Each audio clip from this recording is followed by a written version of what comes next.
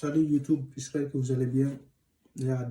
Donc, suite à la vidéo de Mobjak, donc Mobjak est vidéo de la tout récemment, Absara Singata la donc vidéo quoi. J'espère que vidéo est connu en gros, vite fait là quoi. Tu vois, non Mobjak, il commence à donner de quoi. Tu vois, tu viens de te mettre tu viens de fly, quel période. Tu vois, comme les affaires, on a comme président à tout minatento, nous on faire essayer la solution sur le berg pour que la diaco me dable la chocomina. Talbini, Gaspin, etc. Parce que Gladagoui n'est qu'à popularité sur elle est trop mina. Tu vois, tu vois, à Mandouye quoi. Tu vois, comment tu viens beffler à Mandouye, à quoi carré bana, arapoye moni, bara drone do quoi. Plus il est baraque, plus il est trop nous sans fait. Génération koto la, full koto la. Ni contenant la dossier qu'on a bossé, mon billet chaque fois, il y a une actualité croyée, mais au début, on est kangou nous s'attire. Il y a Mobjaga Kumaoula, ben, bien sûr, il a raison. Tu vois, non? Donc, avant aussi, il y a un fond, mais il talbi qu'on y a, ben, c'est comment il faut, et quoi. Et dessin la fille, t'as mobile, frère, c'est lui, ma femme, ben, et quand on a tagati, boulot, fait la daïko, fait tout manier, ani, c'est lui, baille, quand il y a fait de l'eau, fait un ben, quoi. C'est lui, quand on a signé, on a qu'il fait, quoi. Tu vois, atna gêné mon esprit non quoi. Tu vois, et talbi, tu odi kama beka na kuma bibe na fo mo mi do atem malua et puis nyengo fimani do quoi. Nyengo blématre, nyengo fimani jenye quoi.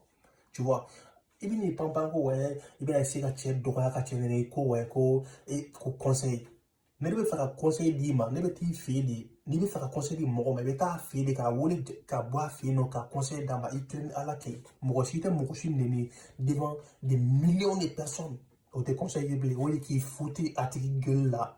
Tu vois non? Donc, tant que Kango Moussa bɛ balo le, tant que Gladiaw bɛ balo le, tant que anw bɛ balo le, awɔ an t'o permettre i ye. Non, n'i touchera Kango Moussa la kɔni yan, i mana kɛ diɲɛ yɔrɔ o yɔrɔ nka cɛ, non an fana an b'i attaquer.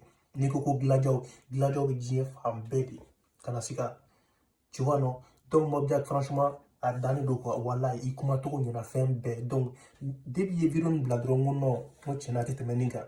Ne ale Mobjak kelen filɛ ale ka carrière dɔ bɔra ale ka popularité la Mali kɔnɔ, mun de don?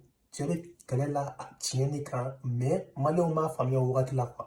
Sinon Mobjak kun ye artiste min ye, c'est illimité quoi.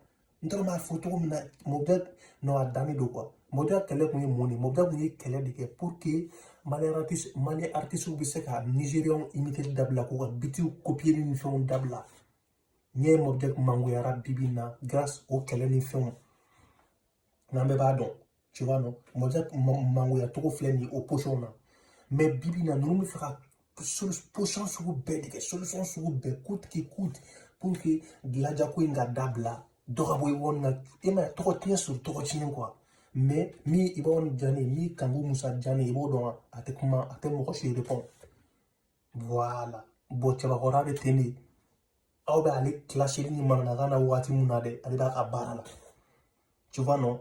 Donc Maliden fana la donc mais wele bilalen no Kango Moussa ye wele bila donc an fana an ka baara de k'a tɔ avancer. Malien bɛ diɲɛ yɔrɔ o yɔrɔ, malien minnu bɛ Faransi, aw bɛɛ welelen no parce que faniya bɛ faniya tɛ kɛ ten tɔ k'i sigi réseau ni fɛnw sanfɛ k'a fɔ n bɛ mɔgɔ fɛ o tɛ dɛ. I bɛ wuli ka taa tigɛ concert la, o de b'i ka artiste la avancer. Tu vois non? Donc ni temps bɛ mɔgɔ mɔgɔ bolo, tu vois ni ci ɲɛnama tɛ mɔgɔ mɔgɔ bolo, aw bɛɛ invitelen de don ka na Kango Moussa soutenir nin ko ninnu na. Tu vois?